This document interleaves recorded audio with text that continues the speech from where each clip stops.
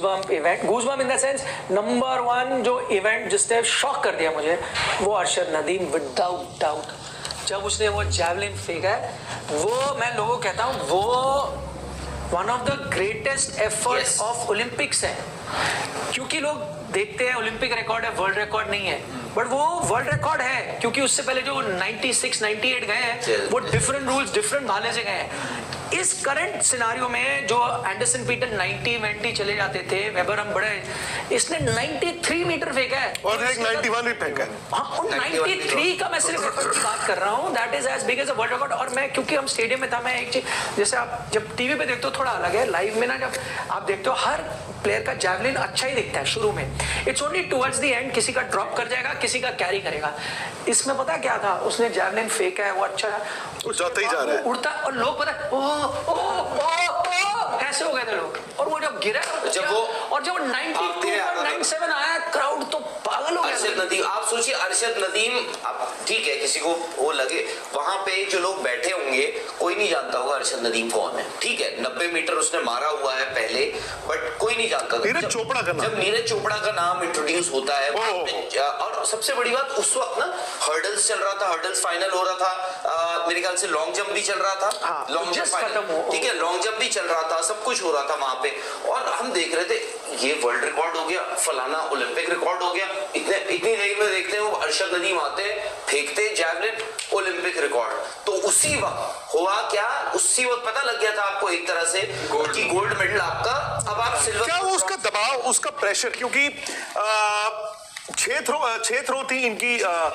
जिनमें से एक 89.45 जो सिल्वर मिला, एक और भी थी, बाकी फाउल नहीं, बाकी सारे पांचों फाउल थी, नहीं एक उनकी 80 लास्ट सारे फाउल थे, 5 फाउल। सो दूसरी में उन्होंने 89 सिल्वर इन्होंने अपना अश्योर कर लिया, बट क्या वो 93 का दबाव था नीरज चोपड़ा पर कि बाकी सारी फाउल होती गई? नहीं, लेकिन ना उन्होंने जो 89 मारा है वो आफ्टर 92 मारा। हाँ, सेकंड थी, दोनों की इसका मतलब जो दबाव था उसके बाद उन्होंने मार दिया, बट मुझे ऐसा लगा कि उनका वो अपने आप को बिलीव करते थे कि मैं 92 मार दूं, बट जब आप वो चीज, जैसे वो आप दौड़ते हो, वो कहते हैं ना स्प्रिंटर की एक टेक्निक होती है, जब वो आपको हमेशा अपने 90% दौड़ना चाहिए, क्योंकि आप 100% करते हो ना आपकी टेक्निक बिगड़ जाती है, तो इंस्टेड ऑफ बीइंग फास्टर आप स्लोअर हो जाते हो, स्विमर के लिए भी है। तो जब आप वो चीज टारगेट करो जो आप कभी कर नहीं पाए हो, तो आपकी टेक्निक बिगड़ेगी। तो क्या ये एक रीजन था जो फाउल होते हैं? बट ये क्रेडिट ये है कि उसने पहले नहीं पैनिक किया, पहले उसने कहा मैं फर्स्ट मैं सेव कर लूं, उसने मार दिया 89, उसके बाद आपने देखा उसने ये किया कि ठीक है मैं हूं, बट फिर इस सेट कि चलो I have given my best जो मैं मार सकता था, now let me go for the unthinkable.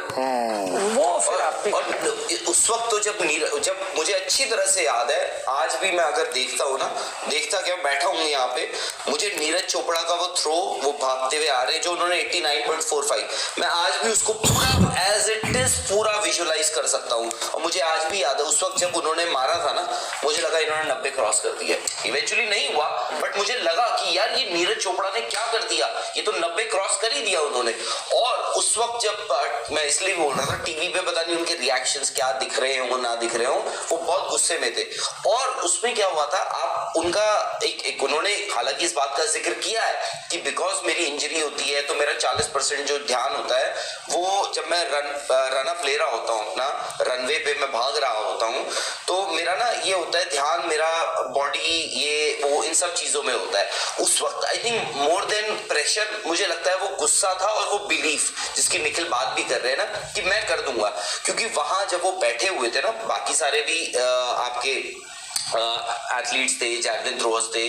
सब एवरीबॉडी वाज इन ऑ कि यार ये क्या कर दिया अरशद नदीम ने, 92.97 ओलंपिक रिकॉर्ड फाइनल में, मतलब आप 12 एथलीट्स हैं, आपने दूसरी थ्रो अपनी मारी, आपने 92.97 आपने, तो लोगों ने कहा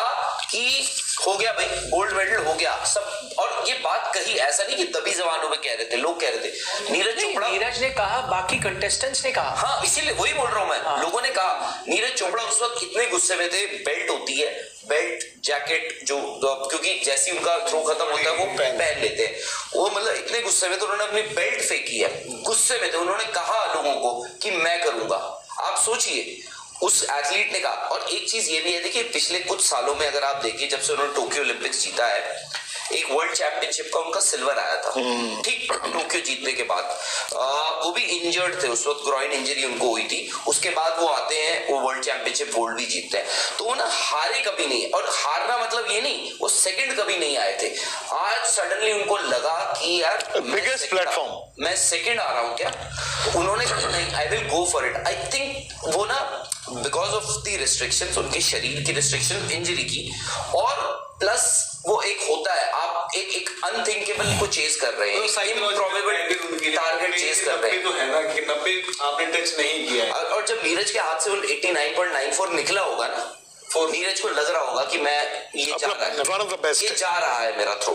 ये जा रहा है मेरा थ्रो। बट यार अरशद नदीम जो भी है, आज उनको लोग पकड़ पकड़ के कैश पकड़ा रहे हैं, ये पकड़ा रहे हैं, वो पकड़ा रहे हैं, सब कुछ करा रहे हैं। मतलब वो तो ही, मतलब उन्होंने जो किया है that is despite the system, जो हम कहते हैं। मतलब एक पाकिस्तान से जो हम अक्सर, हालांकि वो भी एक फास्ट बॉलर बनना चाहते थे, बॉल भी डालते थे, तो उनका भी वही हुआ है ना जो हम पाकिस्तानी क्रिकेटर्स के लिए बोलते थे, उठाया आपने, ओ जी ये वसीम अकरम निकल गया, ये उठाया, ओ जी ये इमरान खान निकल गया, ये उठाया, ये वकार यूनिस निकल गया। आपने ये उठाया, एकदम रॉ एक लड़का आता है जिसका पता नहीं, नी इंजरी, नी सर्जरी हो रही है उसकी, क्या हो रखा है, क्या हो, वो आता है। अस्सलाम वालेकुम,